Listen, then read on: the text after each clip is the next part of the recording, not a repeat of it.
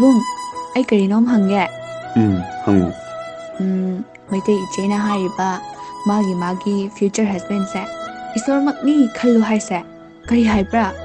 Ayna ipa jesta numit khuding mak prayer tawba se. Sumaina ibung na tawgadra.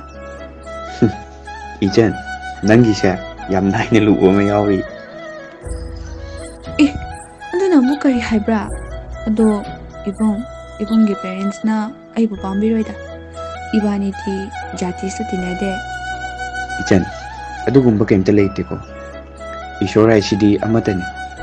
Jati khenabana maram oiraga nang aigi nungsibabu manganbadi ai pamde.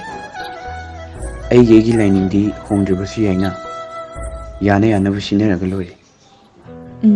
Ibung, ayna ibung sa isor makni khalladi aigi God ki rules di ay follow tawgani. Aduna ayso ibunggi lining lobi doini ko. Ayso maitay all daw ni ko.